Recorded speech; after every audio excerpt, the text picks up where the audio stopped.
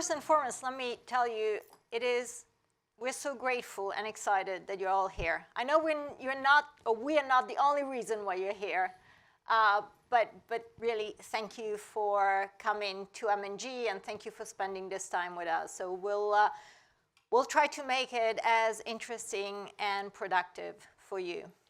So I will talk a bit about the overall market, but obviously we have an amazing fixed income team, and they will delve more on fixed income. So I'll keep a little bit more to overall markets and also to equities. So 2024 was a year of uncertainty. I mean, there was enough to occupy our minds. We had the higher for longer. I mean, it's 2 years that we are having higher for longer. 7 rate cuts did not come this year, and maybe we're going to have 1, maybe 2, but that's about it. We've also had a year of elections. Half of the world, in terms of population, has been electing their leaders. I think you are expecting a very important announcement at some point today. And many of these elections have been quite changing from a policy standpoint. And last but not least, we've had a significant amount of geopolitical conflict. So we obviously have had the Ukrainian war. We also had a Middle Eastern war. But we also had other conflicts. I mean, think about the US and China. And now you're starting to have, with the new tariffs, also Europe and China. There's a lot happening out there. But despite all of it, equities have continued to outperform. We were actually looking at some of the strategist papers from the beginning of last year, 2023, where you remember also that year equities have outperformed. And then we looked at strategist papers at the beginning of this year, where again, equities have outperformed. And they were all saying, in a time of geopolitical risk and policy uncertainty, equities are going to underperform. Well, not so fast. So what you see on this chart are the key asset classes. On the left-hand side, in green, are all the major equity markets in the world. We started with the MSCI World, and we go as far as the Bovespa in Brazil that actually underperformed. Then you have in blue fixed income markets, you start with some of the treasury and government bond markets, and then the only one that in blue that is up is actually the high yield index. And then you have EM bonds in US dollars and in local dollar, and then in yellow actually you have commodities, which has been another outperforming asset class, and then you have your multi-asset global 40-60, 60-40 funds. But in all of this, what you notice is that equities have significantly outperformed. So why is that? Well, we believe there are 2 reasons why equities have outperformed last year and year to date. The first one is that there is one asset class that we need to beat. We needed to beat last year and we need to beat this year, and that's cash. When cash gives you 5%, then it's really difficult to justify putting your money anywhere else unless you believe that asset class is going to give you more than 5%. So what we have here, this is actually one of my favorite slides. This is the yield of all major asset classes. So on the left-hand side, you get cash. By the way, that cash that is yielding 0%, you can guess it, that's the Japanese yen. Then you have in green, you have all the bond markets, government bond markets. Then in blue, you have at the beginning, you actually have EM bond markets. And then in purple, you have investment grade and high yield credit markets. And then you have, in red, guess what? Equity markets. So what happened last year and what has happened this year? So this, when I talk about yield of fixed income market, this is obviously the interest yield. But when I talk about yield of equity markets, this is the earnings yield. Now, it is an expectation that the higher the earnings yield is, the higher the performance can be. It's not guaranteed, otherwise all my compliance colleagues will come on me right now. But there is an understanding if you have a higher yield, you have a higher chance to outperform. And in fact, if you draw a line just from cash all the way through, and you look at what asset classes have been left above that line, those are the asset classes that have done the best last year and this year. Because those are the asset classes where investors said, if I have to make some money over my boring cash, well, I better get an asset class that gives me a bit more for my buck. And so you see that in there you get some of the EM bonds. You see that, including South Africa, you see that there you get some of the high yield markets. And then all over at the right, there you get equities. So investors said, well, if I have to have this barbell positioning where I can make, bless you, 5% with cash, and I need then to put something else on the other side of this barbell, let me get those asset classes that yield the most. Now, obviously, as I want to here be very fair to my fixed income colleagues, as that cash comes down in terms of yield, other asset classes will become more interesting. And you'll hear more from David and the panel later on. But the second reason why equities have done so well has been because some of the fundamentals of companies have actually stayed very, very strong. This is the result of the latest earnings season. Not all companies have announced, and you see some markets have, for example, the FTSE only has 43% of companies, but that's because many companies don't report quarterly numbers. But it's the most complete, if you want picture, you're going to get of earnings. What you see is that actually there was a high percentage on the second line of companies beating EPS estimates, earnings per share estimates. Now, not everywhere. Emerging markets have had issues, but obviously S&P 500, NASDAQ, also in Europe, and the FTSE. And the Topics. The Topics has done very well. And actually, there have been quite some markets that have generated EPS growth, which you see on the third line. But more importantly, these numbers have hidden something or are hiding something. And what they're hiding is the fact that companies have done very, very differently in terms of fundamentals. There are companies that have completely trans estimates, like companies that have gone way beyond what analysts were expecting, and companies that have underperformed and disappointed. And in fact, this has meant that there has been a big dispersion in terms of price performance. And what you have here, sorry, it's a bit small, but these are the 100 top performers in the world in equities. There are three interesting things here. The first one, that the best performer has returned, and this is year to date. So within 6 months, 170%. The worst performer on here, which is Meta, has only returned 43.5%. Now, I don't know what other asset class can return you that, but this is obviously being something that investors like to have. Now, by the way, the first one is not NVIDIA. You know this, right? But NVIDIA is number 2. The second thing that you will notice is that these companies come from all over the world. Actually, there are only 2 of the Magnificent 7 in here. NVIDIA is number 2, and Meta is number 100. No one else of the Magnificent 7, they're not so magnificent anymore. Importantly, out of 100 top performers, how many companies are in the US? 22. Fast counting. 22 companies. The rest comes from everywhere. You have Indonesia, you have India, you have Germany, you have a lot in China.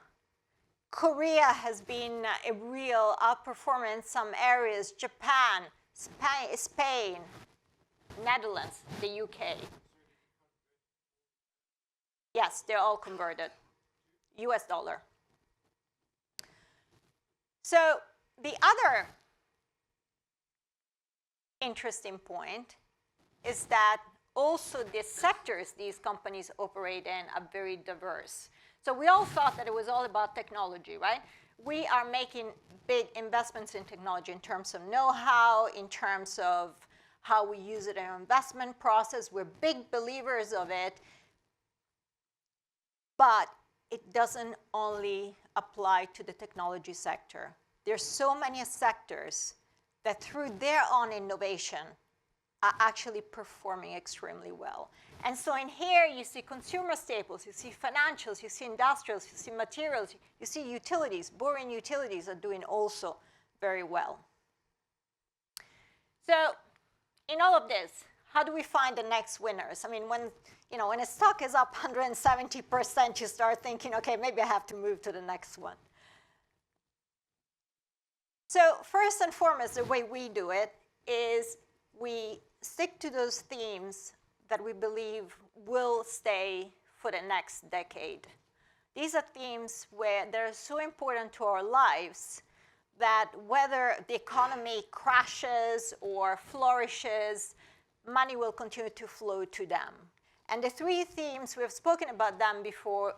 One is moving to a low-carbon world. The second one is infrastructure. I guess you guys recognize those panels in the picture. You're now absolute expert in that, in solar panels. And the third one is innovation. So when it comes to the energy transition, actually there's something very important that is happening. You're not only having growing power demand, but this power demand is also increasingly coming from renewable sources. What does that mean? That means that there's a more fragmented distribution, and there's also less predictable energy flow. So, by the way, software, AI become very important in this because you have to make sure that you get, first of all, that you get the power from different areas, and then you redistribute it when it's needed, at the time it's needed, and where it's needed. The other theme that for us is incredibly important is infrastructure. So first and foremost, if you look at the infrastructure gap that we have globally, we still need 94 trillion of investments in infrastructure to take us through the next 40 years. Secondly, this is not only a global issue, but in South Africa, you well know that there is a big need of infrastructure. So from a local perspective, too, there is no country really left out. For South Africa, you just need 441 billion. Easy. By the way, we have an answer to that problem, but we'll talk about that later. And innovation. Innovation is incredibly important.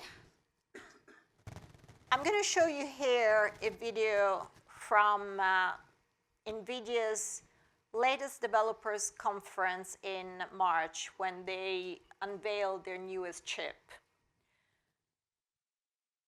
I don't know how many of you have seen this. Have any of you seen the video yet? Okay, you'll find it interesting. This is Jensen Huang, the CEO and founder of NVIDIA. About the same size.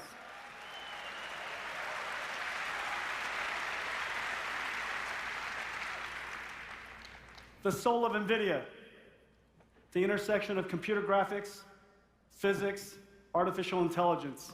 It all came to bear at this moment. The name of that project, General Robotics 003. I know, super good. Super good. Well, I think we have some special guests. Do we?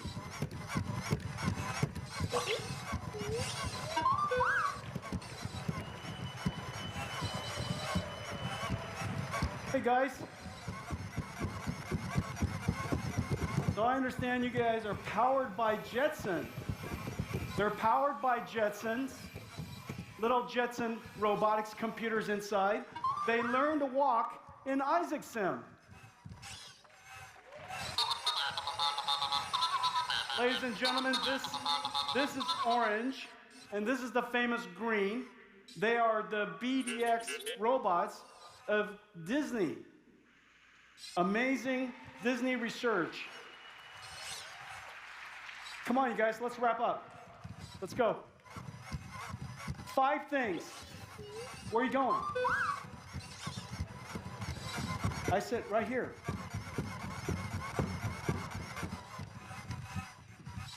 Don't be afraid. Come here, Green. Hurry up.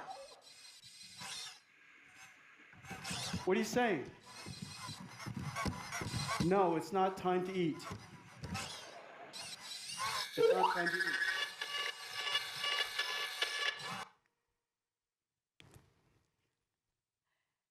That is reality. That's going to be reality very soon.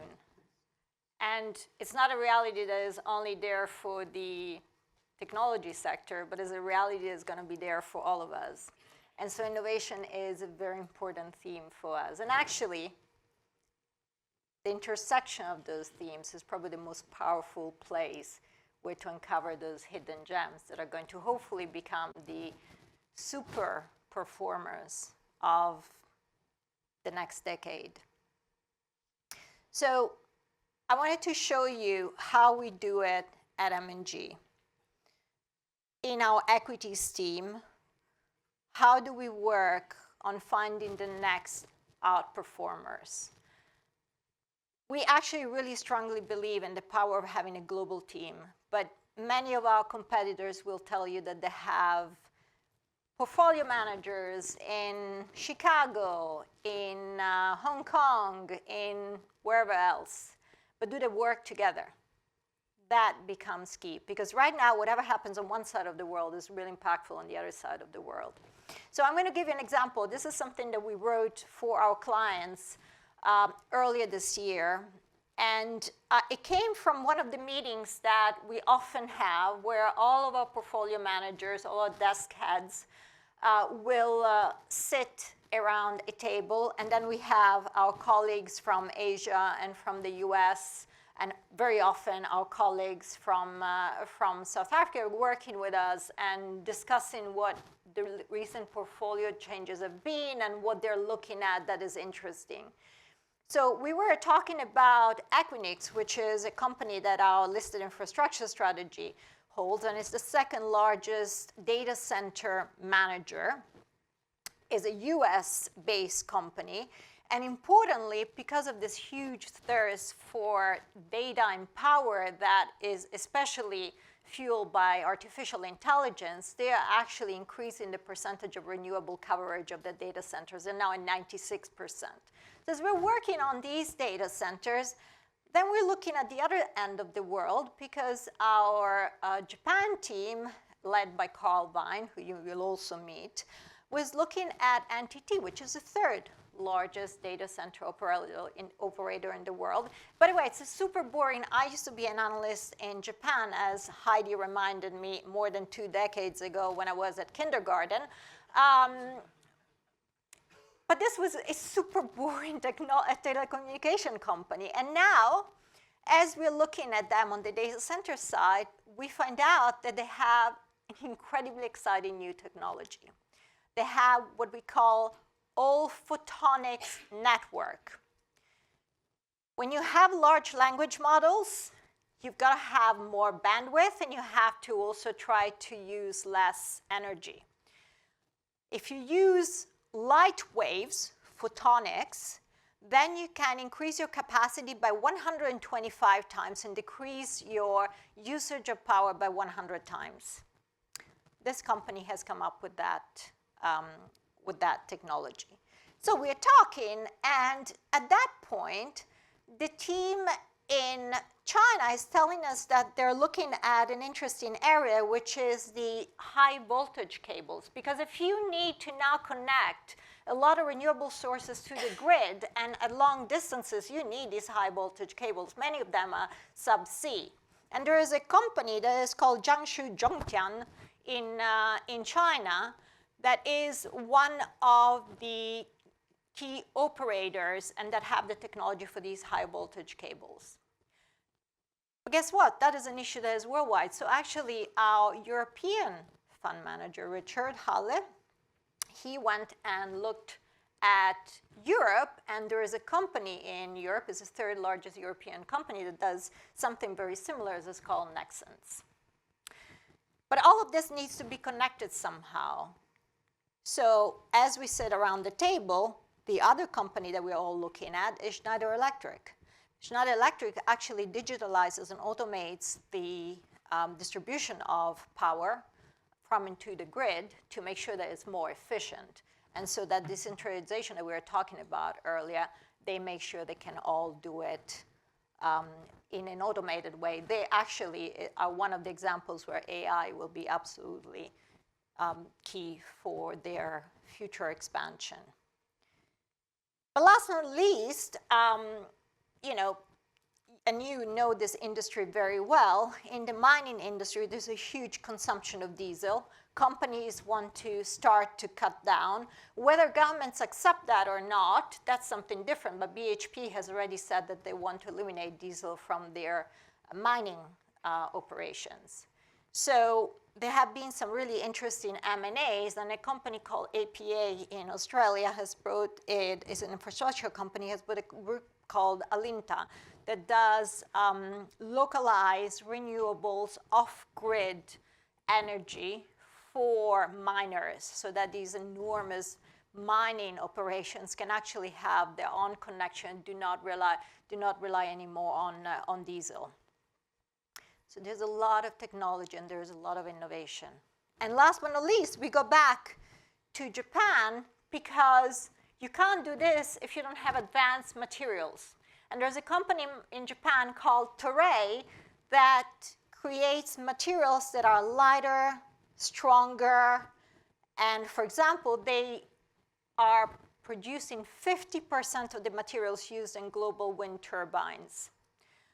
They also produce materials that are used for airplanes, and you can actually increase the energy efficiency of an airplane by 20%.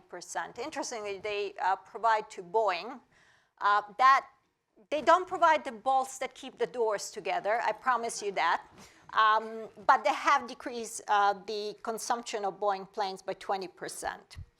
Now, you're going to see that something is missing in here. Despite having a very strong equity team in South Africa, we couldn't find anything quite on the theme of innovation in energy transition. But don't you worry, we have found a solution. We have actually lobbied with President Ramaphosa as he is creating his cabinet, soon to be announced. And we have found a way for him to solve all of the energy problems in South Africa. And that is by electing as your new energy minister, Alex Araujo, our lead PM on the infrastructure fund, if you want to see him better. I would hope that in the next few hours you lobby with the ANC and the president also.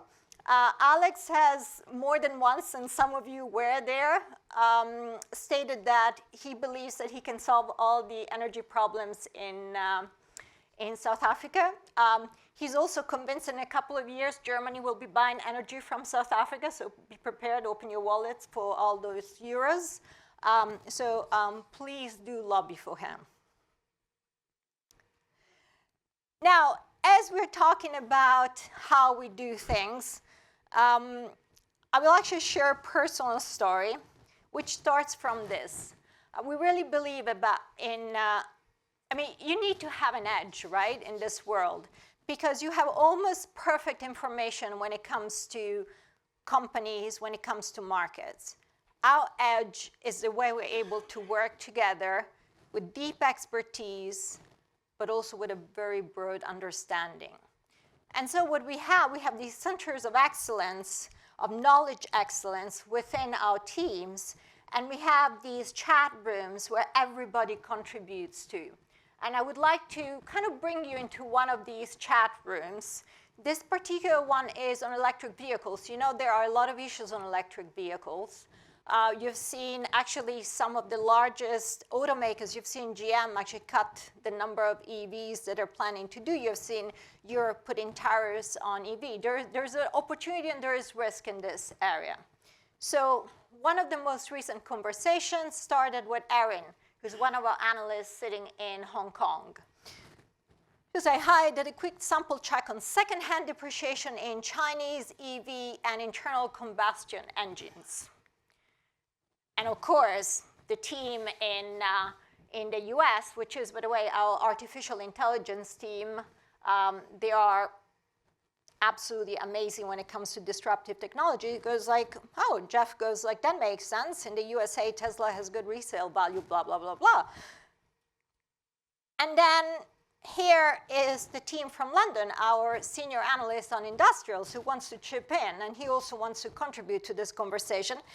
But he's not sure that Erin is doing the right thing. So he goes like, does this adjust for any subsidies versus list a new price? And then Erin goes back, oh, I see your point, very good point, thank you very much, etc. This is a typical conversation that happens among our teams. And it's across the world. This other one is on artificial intelligence. So this starts with Carl Vine, who manages our Japan strategies, who is talking about the high power needs of AI adoption. So of course, immediately, your future Minister of Energy goes like, well, you know, they just actually announced a deal to create the first exclusively nuclear-powered data center, and he sends out this article. And then Carl goes on saying, well, you know, interesting. Can we get a little bit more data for some of the chips that go into these data centers? So Gaudi 3 is the latest chip for Intel. And it would be useful to know if Intel Gaudi 3 is as intensive as high bandwidth memory. And there goes the Thematic tech team that is based in LA that goes like, well, let me give you my answer and I'll tell you, you know, what the consumption is. This is literally a typical discussion. And then Carl goes, oh, thanks, this actually matters for Hynix, which is a Korean company. Now, the personal bit of this is that I get so hooked up on these things, and some of these happen in the middle of the night, right? So it happened twice, well, that I got found out. Twice, my husband found me in the middle of the night reading these threads, because obviously they all come in, right? So you're kind of waiting for the next answer, for the next discussion. And he got really mad at me. So for 2 weeks, my phone was put from my side of the bed to his side of the bed. I finally got it back. But it doesn't help marital bliss, I can tell you that. But it's so incredibly interesting. So this concludes my presentation. You guys will soon be meeting with a number of my team members, with Alex, with Carl, with John William and Lucy, and also with Gotham and Michael. Michael and did someone misspell Michael's name there? Yes. Okay. We still love Michael. He just has a different name now. So actually, Gotham and Michael will show you this kind of a different way we do things, because we really believe in technology. We believe in technology as an innovation. Again, it's not only about technology. We just recently in China bought a company that supplies textiles to Nike, and they are huge users of AI, incredibly technical. So it's across all sectors. But what Michael and Gotham will talk about will be one of the strategies that you invest in, which is actually powered by an AI engine. So that is also another way to utilize technology in an investment process.